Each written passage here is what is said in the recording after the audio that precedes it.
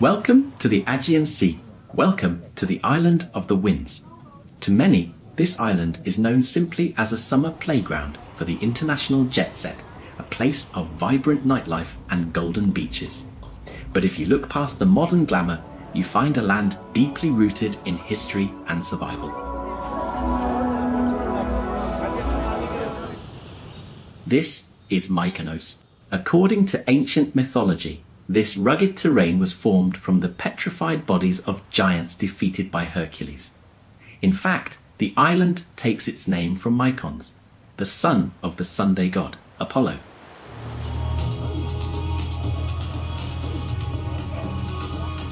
For centuries, however, this was not a place of luxury, but of resilience. What you see today, the blinding white cubic houses and the winding maze-like streets, was not designed just for beauty.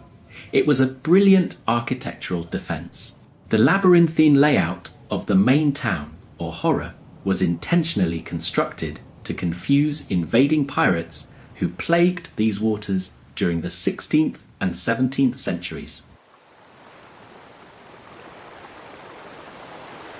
The locals whitewashed their homes not for aesthetics, but to reflect the harsh summer sun and keep interiors cool. A practical solution that became a global symbol of Greek identity.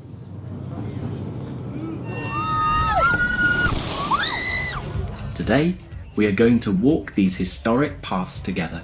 We will explore the quiet corners, the hidden history, and the unique culture that makes this island so much more than just a destination.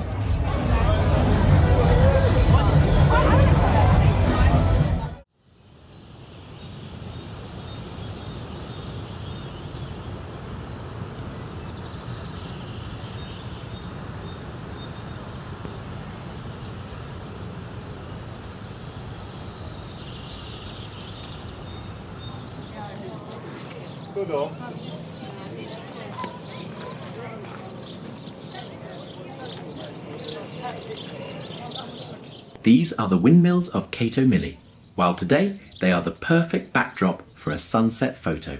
For hundreds of years, they were the industrial heart of Mykonos. Built primarily by the Venetians in the 16th century, these structures were not placed here by accident. They stand on a ridge facing north, specifically positioned to catch the full force of the meltemi winds we spoke of earlier.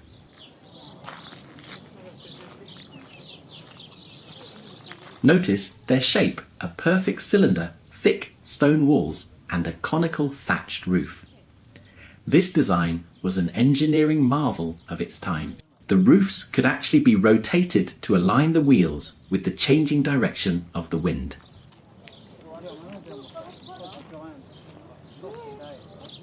Inside, they are 3 stories high. The top floor held the grinding mechanism, the second floor gathered the flour, and the ground floor stored the raw grain and weighed the final product.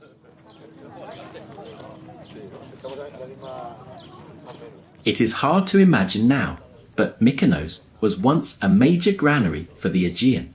Between the 17th and 19th centuries, these mills ground wheat and barley, not just for the locals, but for massive ships passing through trade routes. The island was famous for producing rusk, a twice-baked dried bread that could last for months at sea without spoiling.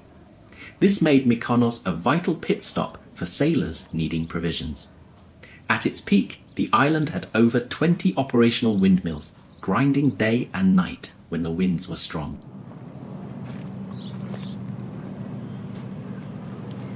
But as the 20th century arrived, technology shifted. With the coming of electricity and industrial flour production, the sails stopped turning. The last operational windmill here ceased production in the mid-20th century. Today, 16 windmills remain preserved on the island, with 7 of them standing here in Mykonos, silent sentinels watching over the sea. They no longer feed the sailors, but they feed the imagination of every traveller who visits.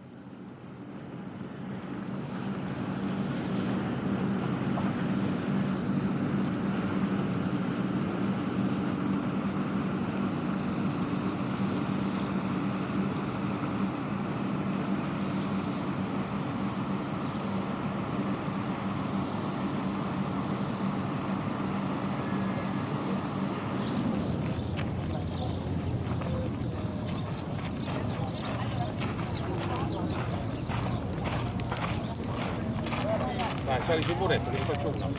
Quello copriamo a troppo.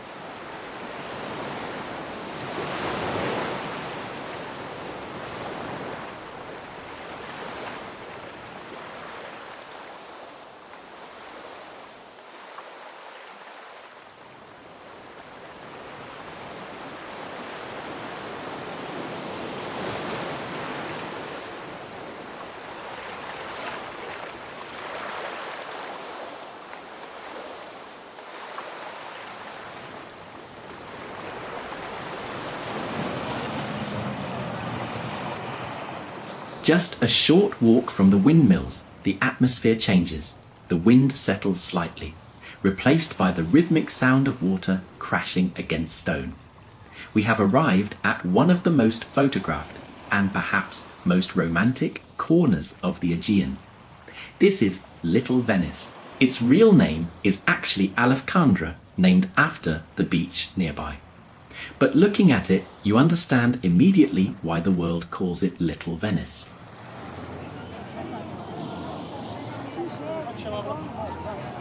Unlike the rest of the island, where the architecture is strictly Cycladic, white cubes on dry land, here the buildings break the rules. Notice the vibrant colours, deep reds, blues and ochres, and look at the construction. These houses are built right on the water's edge, with wooden balconies hanging precariously over the sea.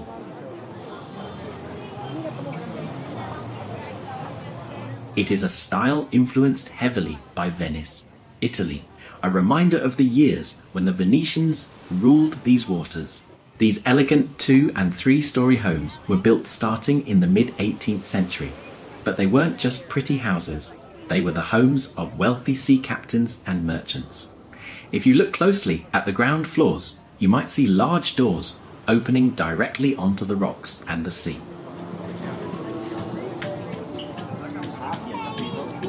Legend says these weren't just for fishing boats. Local stories whisper that these basements were used for the rapid unloading of goods, often to avoid pirate raids, or perhaps to hide pirate loot.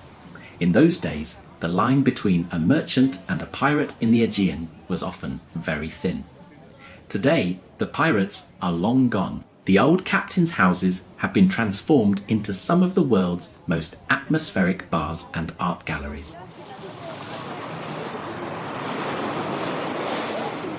It is said that this is one of the best places on Earth to watch the sunset. As the light fades, the white walls turn gold, and the spray from the waves creates a mist that covers the neighborhood. It is the spot where the wild nature of the sea meets the elegance of Myconian history.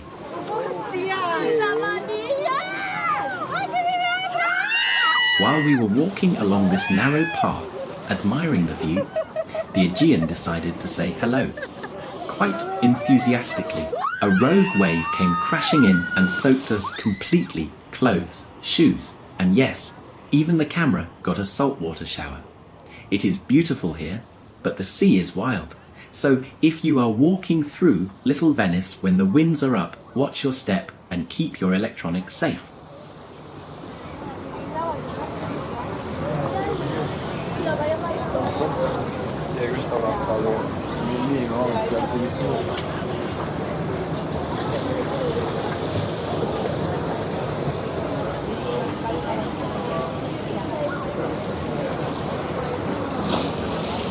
Avrà stato un minimo anche di più. Però tenevo qua che la diamo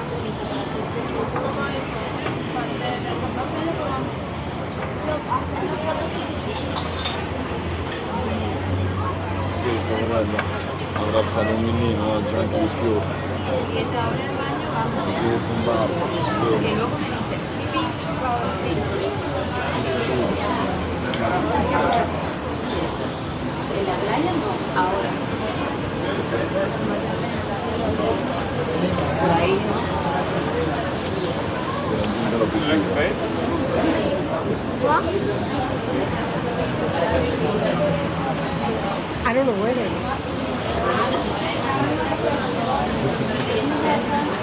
Nasıl?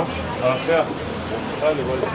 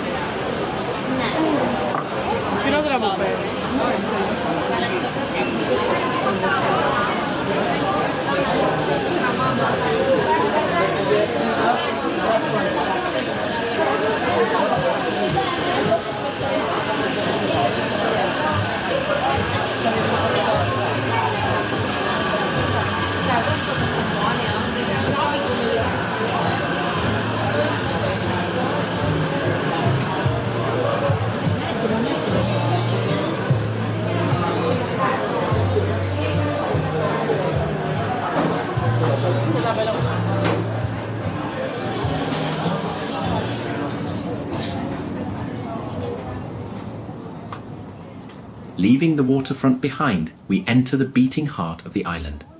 This is the main town, known officially as Mykonos Town, but locals call it simply Chora. In the Greek islands, when the main village carries the same name as the island itself, it is traditionally called Chora, which literally translates to the town.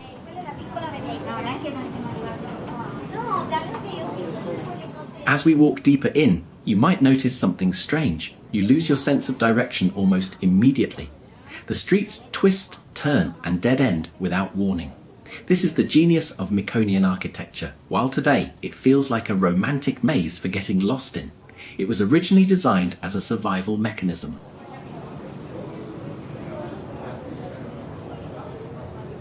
In the 18th century, these narrow, winding alleys were constructed to confuse pirate invaders. If pirates breached the town, they would get trapped in this labyrinth, disoriented by the layout, making them easy targets for the locals who knew every hidden turn.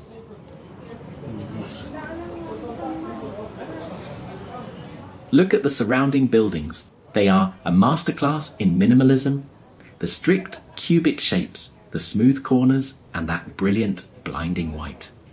The white colour isn't just a style choice, it is practical engineering. The white lime reflects the harsh Aegean sun, keeping the interiors cool during the scorching summers.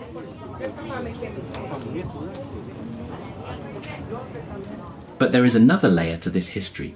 In the late 1930s, during a cholera outbreak, the Greek dictator Metaxas ordered all houses to be whitewashed with limestone, which serves as a powerful natural disinfectant. It was a sanitary measure that accidentally created one of the most iconic architectural styles in the world.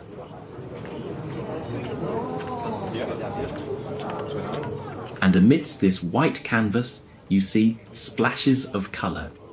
Notice the wooden doors and windows, red, green and blue. Tradition says this wasn't random. Centuries ago, these colours revealed the homeowner's profession.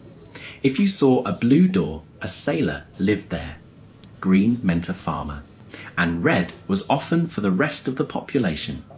Today, of course, it is mostly an aesthetic choice, but the history remains painted on the wood.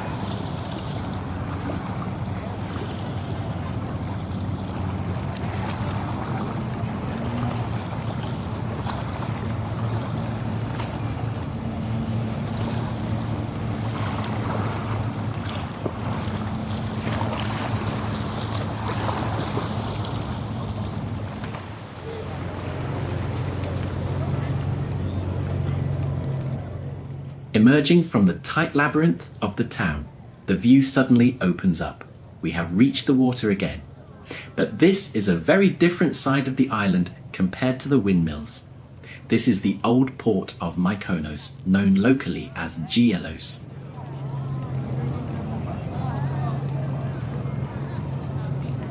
For modern travellers, this is often a place of confusion. You see, Mykonos has two ports. The new port at Torlos, a few kilometres away, is where the massive cruise ships and ferries dock today.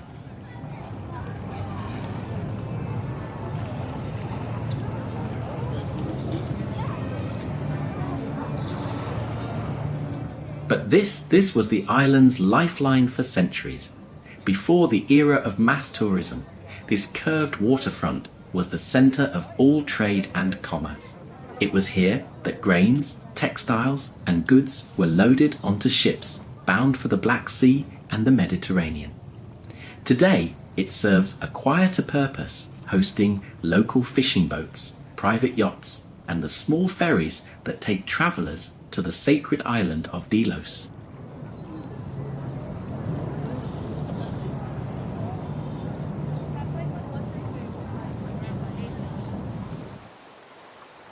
As we walk along the promenade, look at the architecture. It is grander here, that elegant two-storey building with the tiled roof.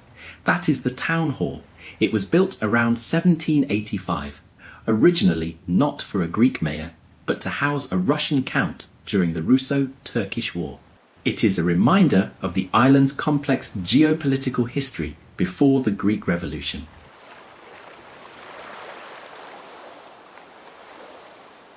And speaking of revolution, nearby stands the Kazama building.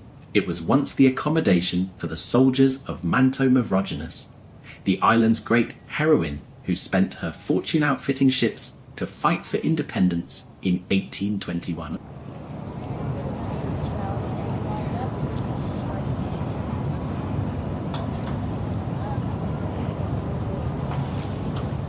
But the Old Port isn't just about history, it is about character right here.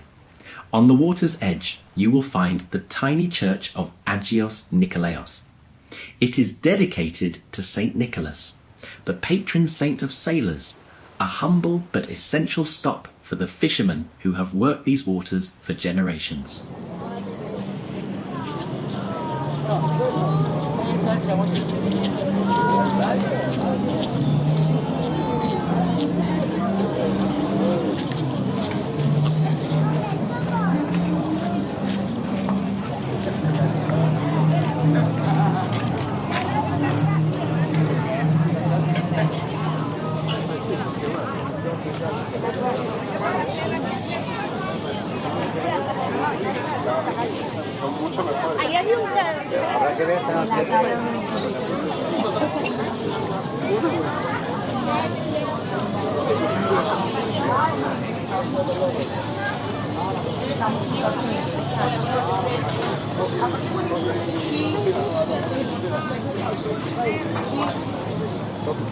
Fermati ragazzi, Ripositamente, attenzione.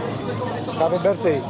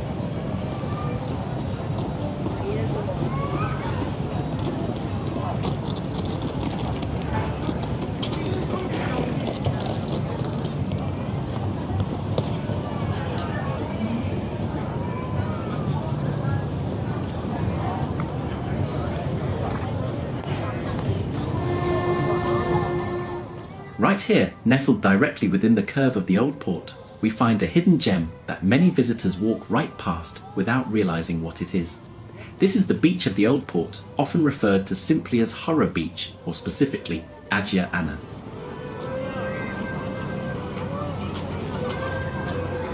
It might seem small compared to the massive party beaches on the south coast, but do not let its size fool you. This little strip of sand is the town's original swimming spot.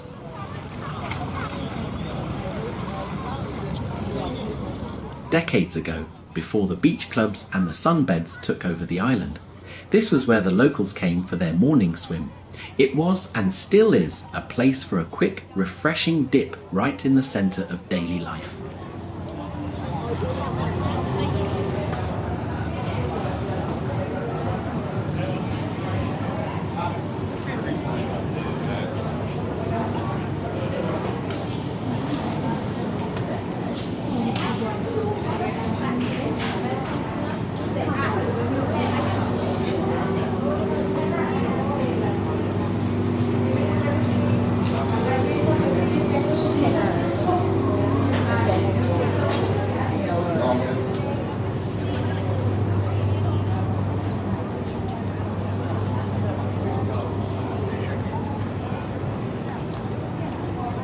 As we walk deeper into the town, away from the noise of the bars and the glamour of the boutiques, it is the perfect time to ask, how did this happen?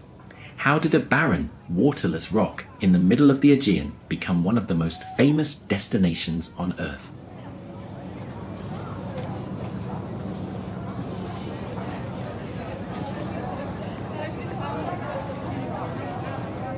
To understand Mykonos, you have to peel back the layers of luxury, because it wasn't always Chanel and champagne. For most of its history, Mykonos was poor. It was a humble island of farmers and fishermen, often struggling to survive on this rocky soil.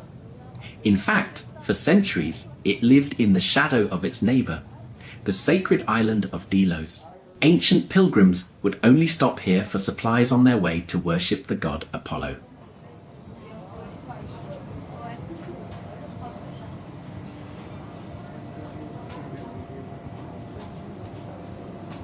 Even in the early 20th century, after the wars, many locals left the island to find work in mainland Greece or America.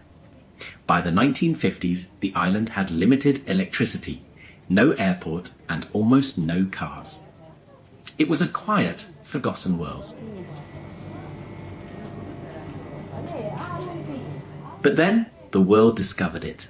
It started slowly in the 1920s with archaeologists and artists. But the real explosion happened in the 1960s. And if you had to pin it on one moment, one person, it was Jackie Kennedy.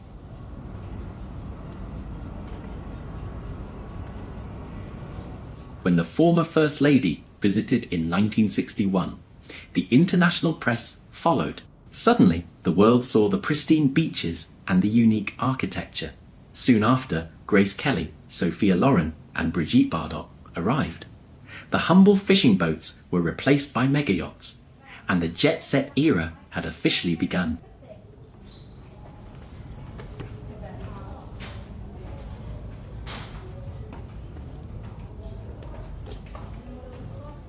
But glamour is only half the story.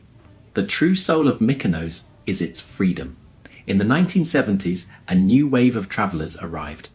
Mykonos became a haven for the bohemian movement and the LGBTQ community. At a time when the world was still largely conservative, this island said, "Come as you are."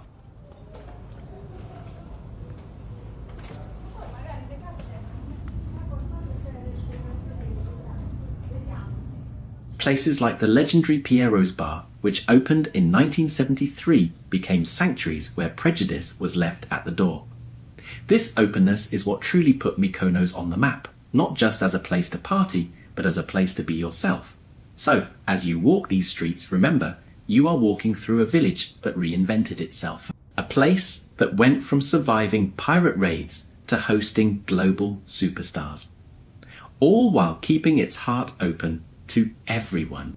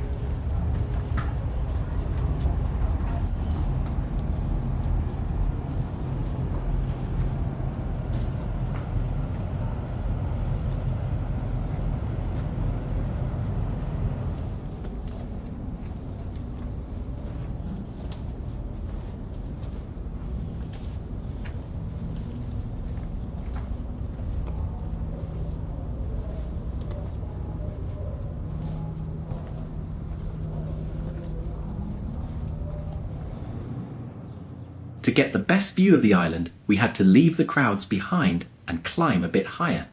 We made our way up to Bonner's Windmill, a solitary giant that sits above the town like a guardian. The view from here is breathtaking.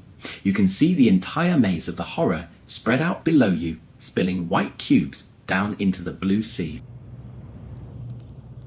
But as it turns out, we weren't the only ones admiring the scenery. We were greeted by two locals who seemed to own the place. In Mykonos, the real kings and queens aren't the celebrities on the yachts. They are the cats. You will see them everywhere. But these two had clearly claimed the best spot on the island. And why wouldn't they? Aegean cats are smart. They know exactly where to find the sun and the best views.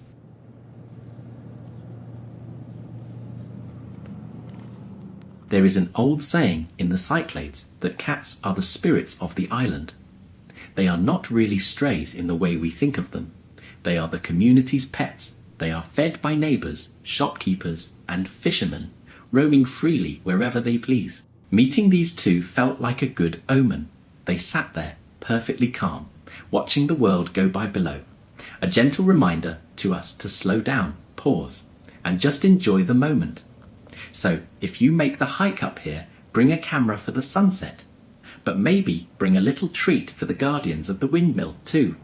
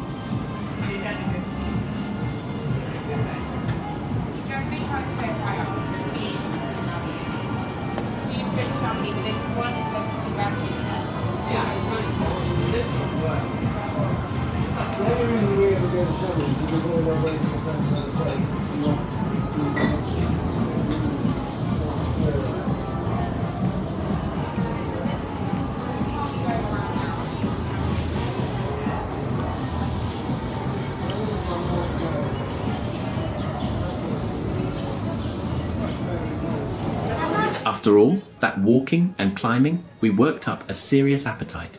And honestly, you can't come to Greece without trying the ultimate street food. So we stopped for a quick pit stop to grab a gyro.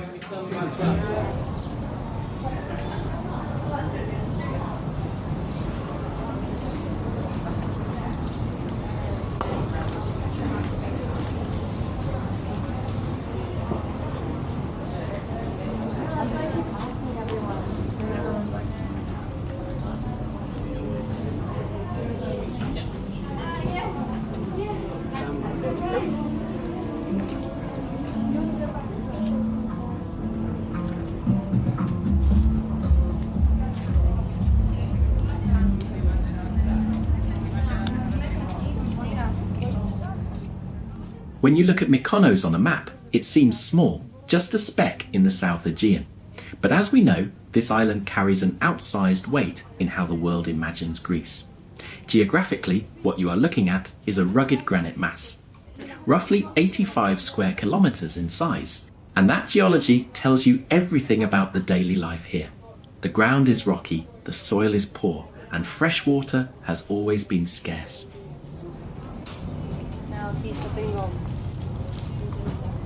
For centuries, this meant that large-scale farming was impossible. The locals could only grow modest crops like barley, figs, and grapes. It was a hard life where the land gave little.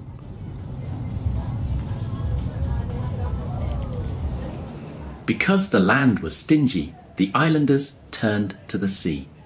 Maritime routes became their lifeline. In earlier centuries, Mykonos was a vital resupply station for foreign merchant ships crossing the Aegean. But when shipping routes changed in the late 19th and early 20th centuries, the island's economy collapsed, leading to a wave of mass migration. People left to find a future elsewhere.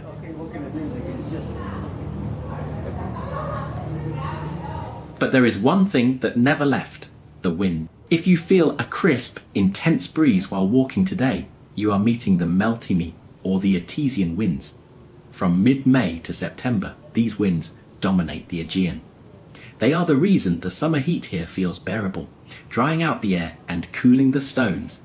It is why Mykonos is known, quite literally, as the Island of the Winds.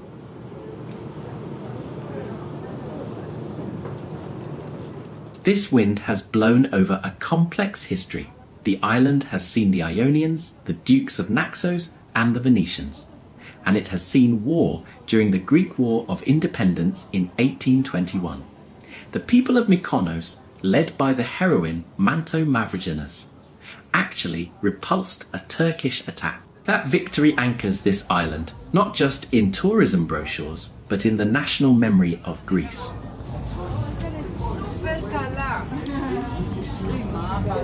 However, the Mykonos we know today began in the 1950s and 60s.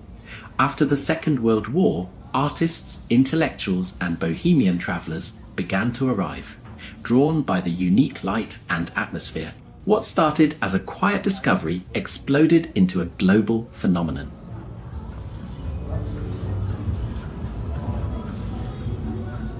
Today, the numbers are staggering. In 2022 and 2023 alone, the island's airport saw over 1.6 million passengers each year. In 2023, nearly 1.2 million people arrived just by cruise ship. For a small island, this is like hosting a temporary city every single day of the summer.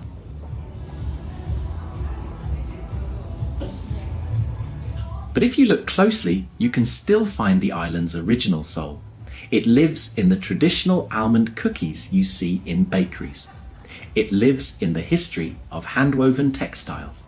It even lives in the art world, with a branch of the Athens School of Fine Arts right here, teaching students from around the globe.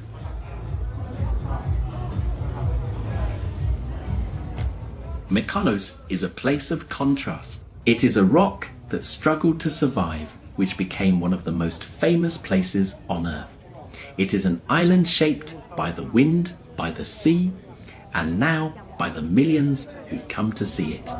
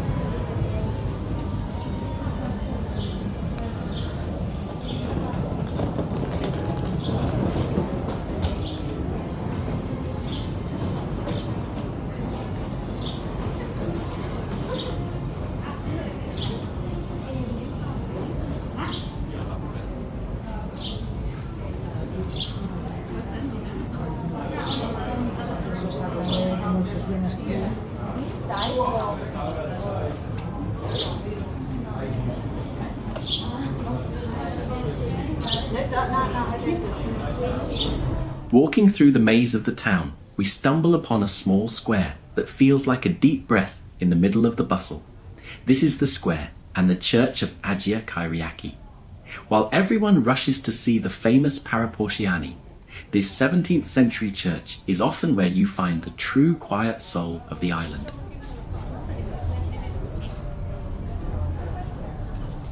Take a look at the architecture.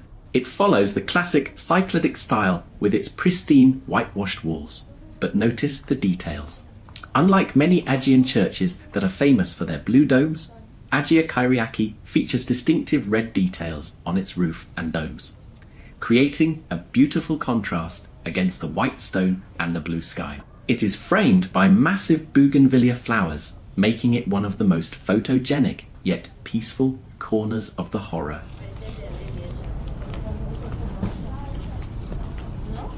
The name Kyriaki in Greek means Sunday, and the saint herself is a figure of endurance and faith. For the locals, this isn't just a photo spot.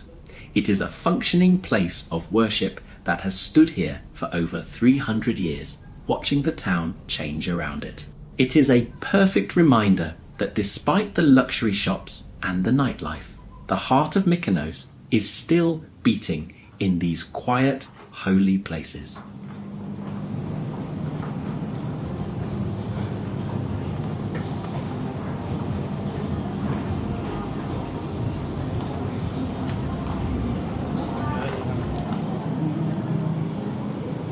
As we turn the corner, the quiet alleys suddenly open up into a burst of energy.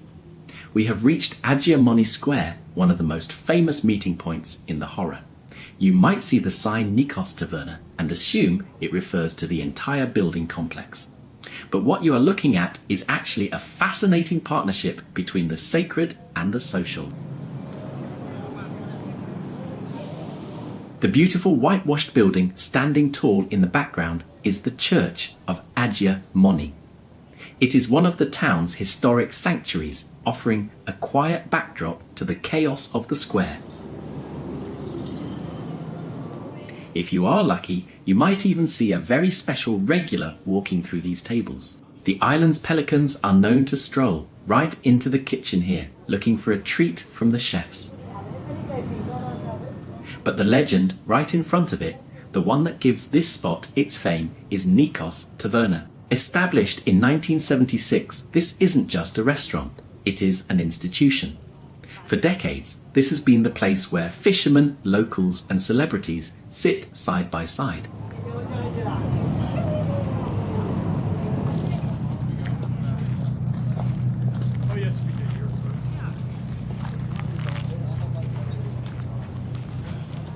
Leaving the tavernas behind, we are now entering the oldest and most significant part of the town. This area is known as the Castro. If you look around, you might wonder, where is the castle? Well, you are standing in it, or rather, on what remains of it.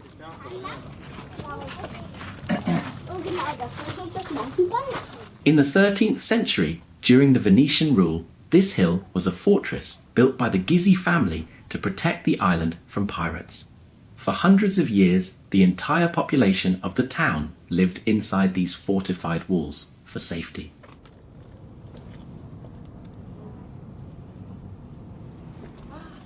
Today, the Great Walls are mostly gone, absorbed into the houses, or lost to time. But if you look closely at the foundations of the buildings near the water, you can still see the ancient stones of the medieval defence system holding them up. But the castle left one magnificent heir behind. Standing right here, at what used to be the side entrance of the fortress, is the most famous jewel of the island.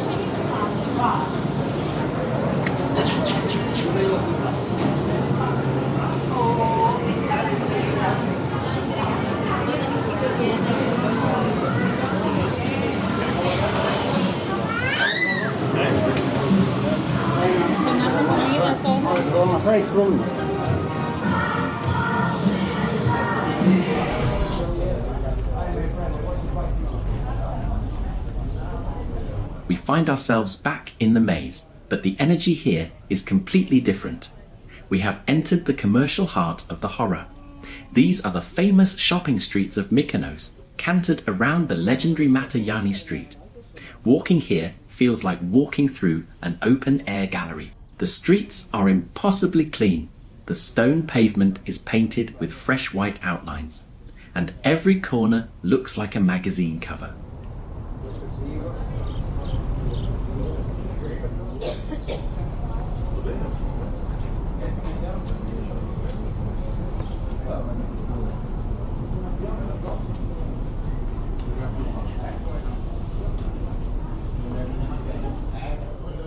What makes shopping here unique is the contrast. Mykonos is one of the few places in the world where you will find a global luxury brand housed in a tiny 200-year-old whitewashed cube, sitting right next to a family-owned souvenir shop.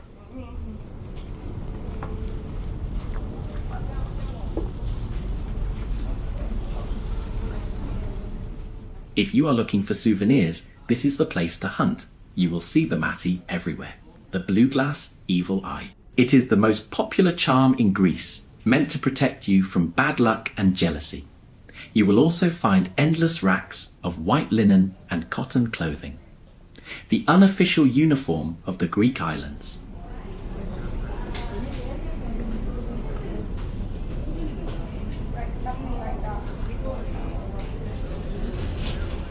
But look closer at the smaller details.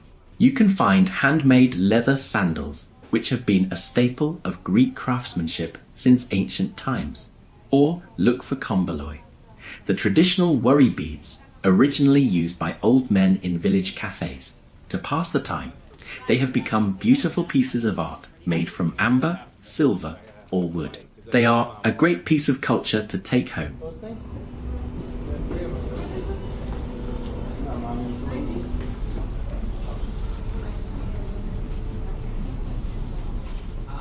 And here is a tip about the rhythm of life here. The shops in Mykonos don't close when the sun goes down. In the summer, these streets stay open well past midnight. Shopping here isn't just a transaction. It is a social event. People dress up just to walk these alleys, grab an ice cream, and window shop under the stars. So even if you don't plan to spend a single euro just walking through this vibrant stream of colour, and people is an experience in itself. It is glamorous, yes, but it is also colourful, chaotic, and undeniably fun.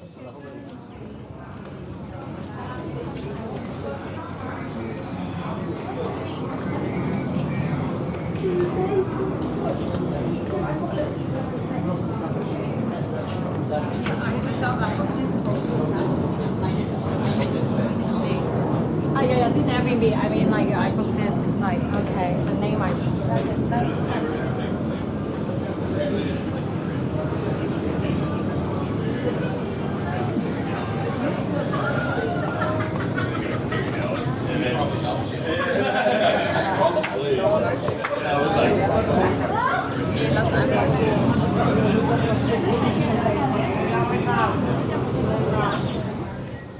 After hours of wandering these beautiful alleys, the heat finally caught up with us. We decided to take a much-needed pause to refuel with a cold drink and a slice of traditional cream pie. But don't get too comfortable, we are just charging our batteries. Next, we are leaving the town behind to show you the crystal clear waters everyone talks about. We are heading to the most famous beaches of Mykonos.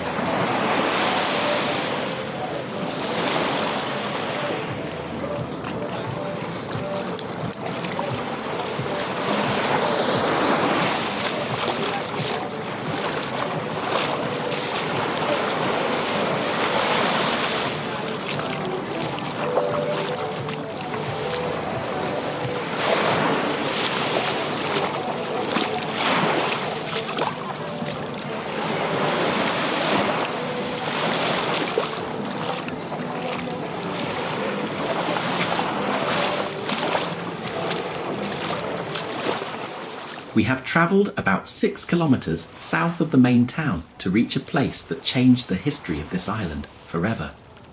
This is Paradise Beach. Today you see sunbeds, beach bars and thousands of travellers. But to understand why this specific stretch of sand is so famous, you have to go back to 1969.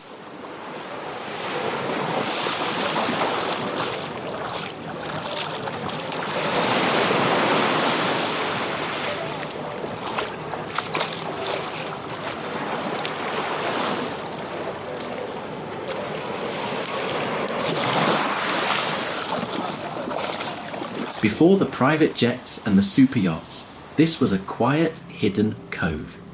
It became the sanctuary for the hippies, the flower children of the 1960s and 70s. They came here seeking freedom and nature, sleeping in sleeping bags on the sand. In fact, they were the ones who introduced nudism to the island, a tradition of freedom that, in designated parts of the beach, still exists today. They named it Paradise simply because, well, look at it. With its golden sand and flat terrain, it felt like heaven on earth.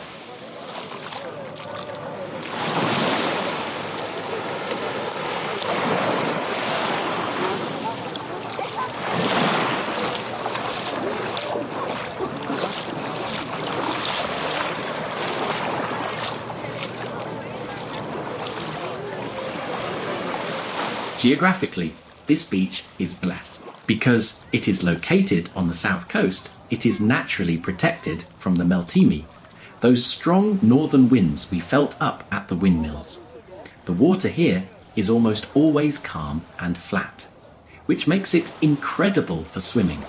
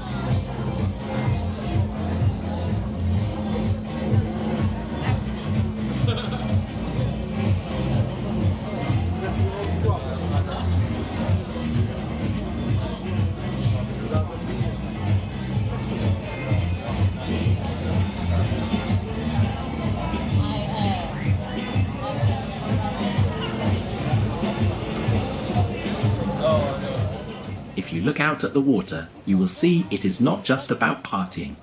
There is a massive diving centre here. Just off the shore lies the Paradise Reef, a vibrant underwater ecosystem with sponges, barracuda, and ancient pottery shards hidden in the sand.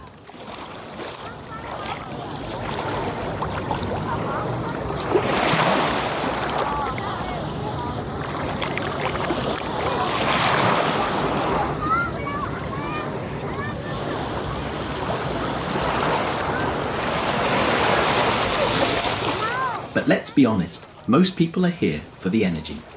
Paradise Beach has a unique rhythm. In the morning, it is chill, family-friendly, and relaxing.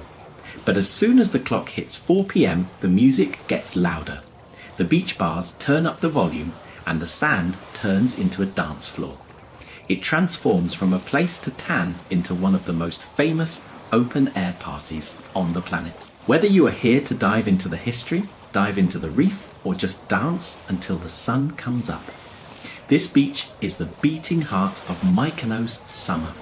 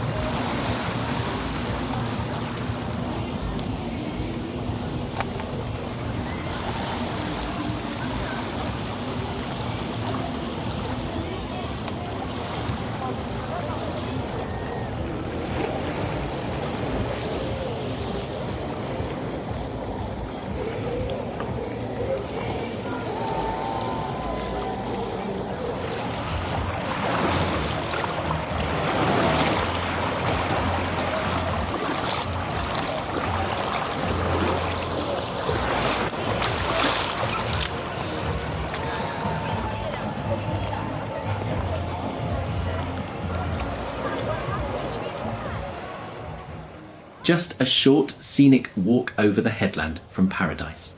The vibe shifts again. We have arrived at Paraga Beach. If Paradise is the rebellious teenager of the island, Paraga is the sophisticated older sibling.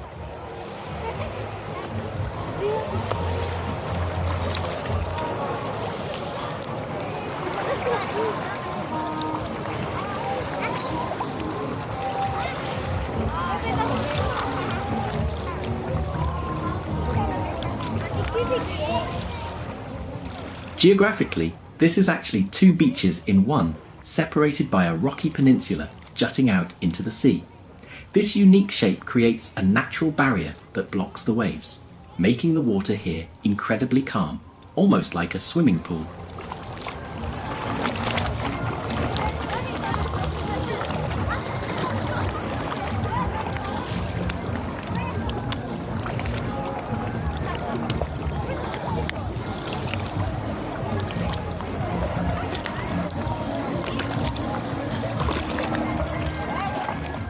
In the 1970s, this was a favourite haunt for the hippies, known for its caves and its freedom. While you can still feel that bohemian spirit today, it has evolved. Paraga is now the centre of Mykonos boho chic lifestyle. The sleeping bags on the sand have been replaced by oversized sunbeds and some of the trendiest beach clubs in the Mediterranean. It is where the style set comes to relax, eat and watch the sunset over the island of Gialos in the distance.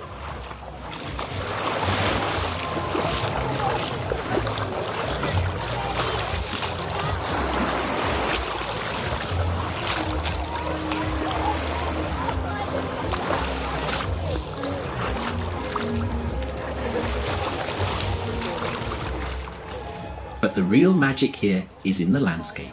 Because it faces south, Paraga is naturally sheltered from the fierce melty winds that hit the north coast. This makes it one of the best swimming spots on the island, especially on windy days.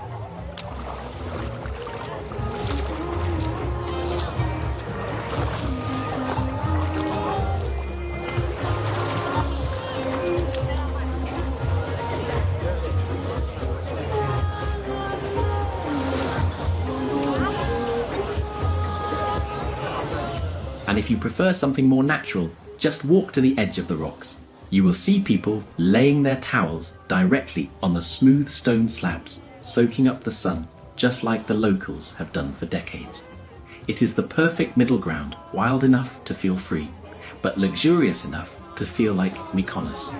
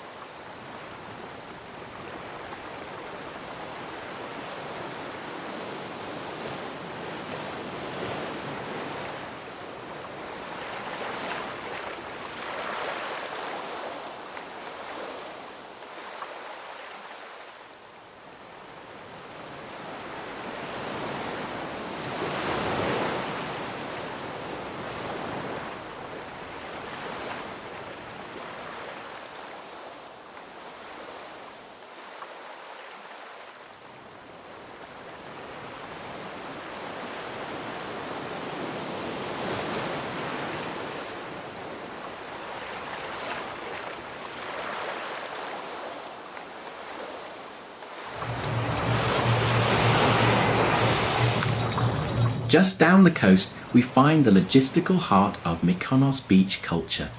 This is Platis Gialos. If you are looking for convenience, this is it. It is widely considered the most organised beach on the island. Look at the hotels here. They aren't across the street. They are literally on the sand. You can wake up, have your coffee, and step directly from your hotel room into the Aegean Sea.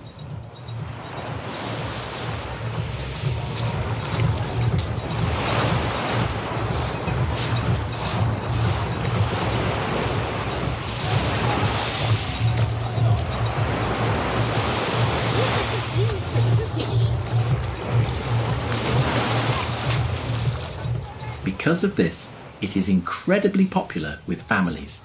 The water here is shallow, crystal clear, and turquoise, almost like a massive natural swimming pool. And just like Paraga, its south-facing location means it is usually protected from the strong northern winds, making it a safe haven when the rest of the island is blowing a gale.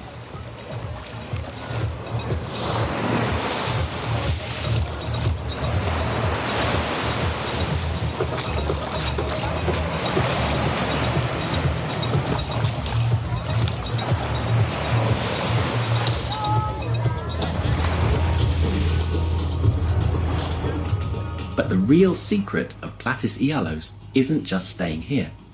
It is leaving here. This beach serves as the main transportation hub for the south coast. If you look at the jetty, you will see traditional wooden boats called caks. These act as water taxis. From here, you can jump on a boat and hop to almost any other famous beach, paradise, super paradise, Agia, or Paraga, without ever touching a car or fighting for a parking spot.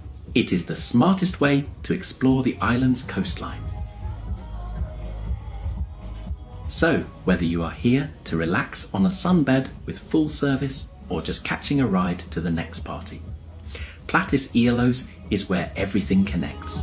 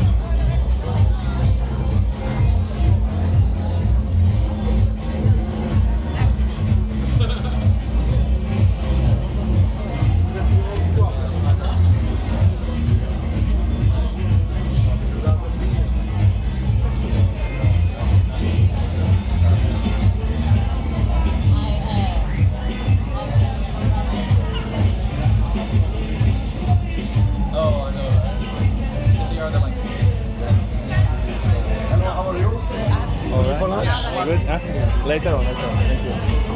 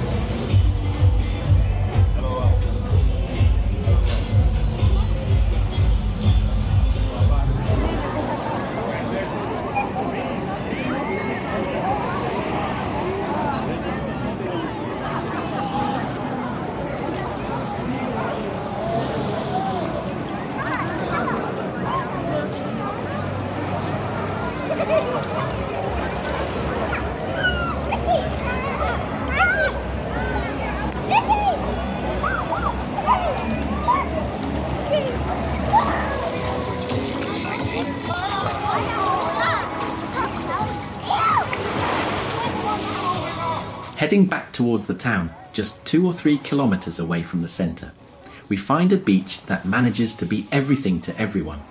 This is Ornos Beach.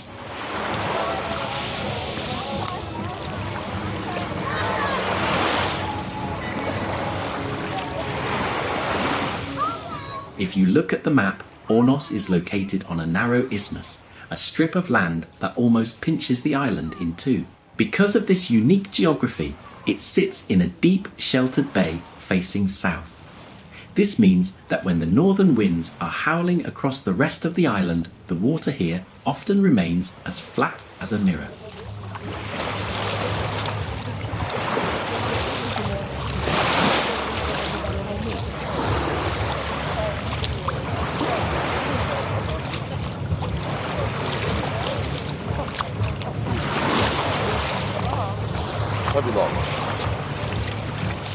Historically, this was a small, humble fishing port. While the fishing boats are still here, they now share the harbour with luxury yachts and sailing boats that drop anchor in the calm waters. Because the water is shallow and the sand is fine, this has become the favourite spot for families. It is safe, easy to access and incredibly convenient. You don't have to hike down a cliff to get here. You just step off the bus or park your car and you are on the sand.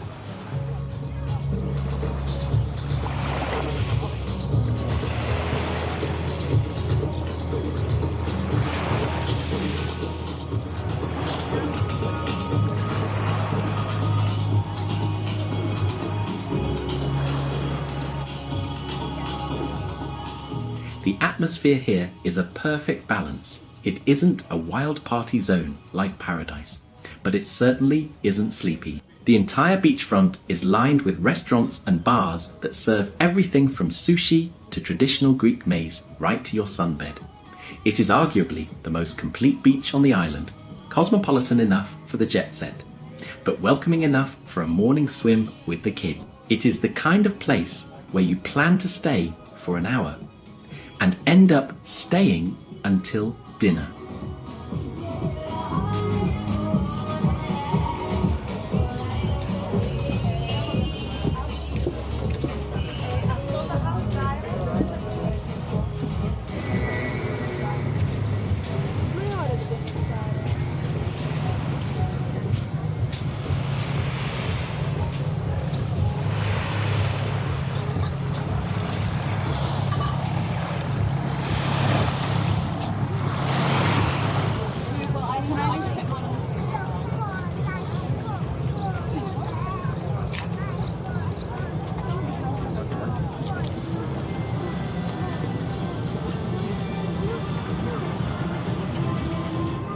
As the day begins to fade, there is one final ritual that everyone on the island takes part in. We have made our way back to where we started, to the Katomili windmills. But the scene here is different now. The blinding white light of the morning has softened. This is the golden hour, and there is no better canvas for it than these ancient giants.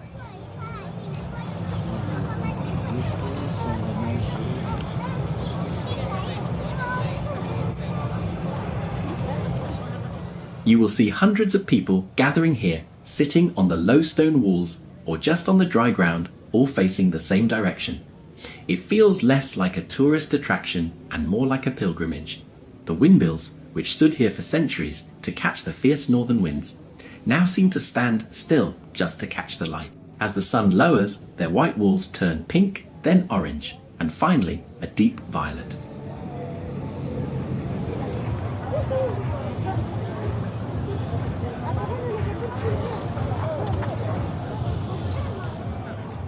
It is the classic image of Greece, the silhouette of history against the burning colours of the Aegean sky. When the sun finally touches the water, a hush often falls over the crowd. For a few seconds, the music from the bars fades into the background and everyone just watches. It is the perfect ending to the day. The sun dips below the horizon, the lights of the town flicker on, and the island of the winds prepares for the night.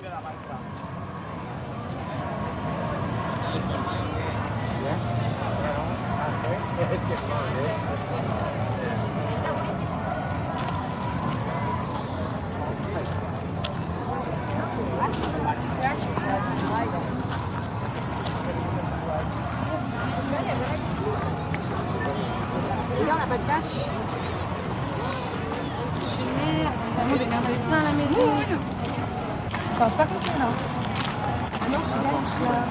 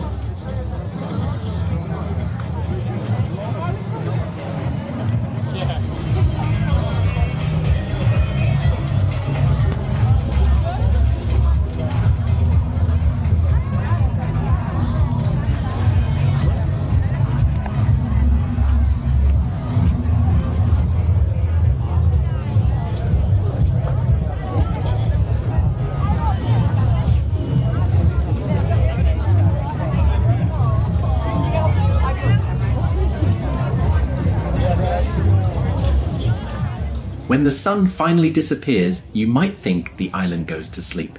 But in Mykonos, the sunset is just the opening act.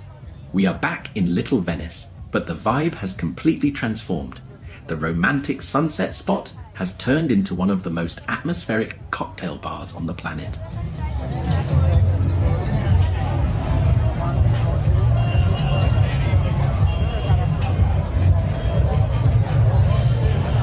Walking these narrow paths at night is an experience for the senses.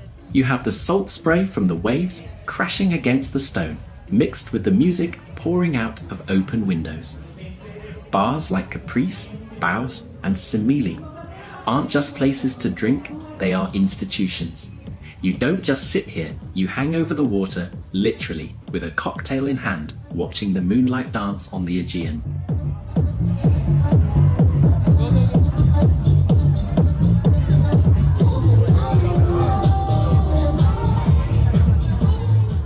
But if Little Venice is for the sunset spritz crowd, the real party happens somewhere else.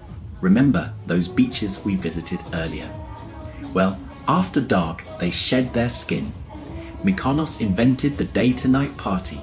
Around 5 p.m, the music at places like Paradise starts to get louder. By midnight, the sunbeds are gone and the sand turns into a massive open-air dance floor.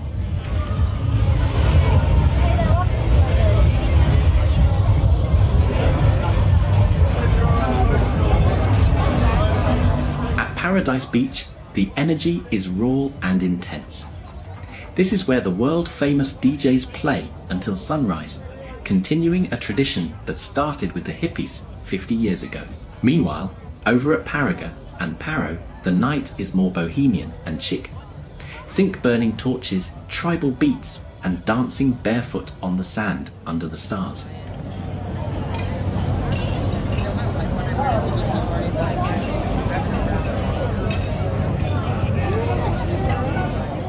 It is a unique freedom that you only find here. You can start your night sipping wine in a quiet alley and end it dancing on a table by the sea as the sun comes up. The night here doesn't separate you from the island's beauty. It just turns the volume up.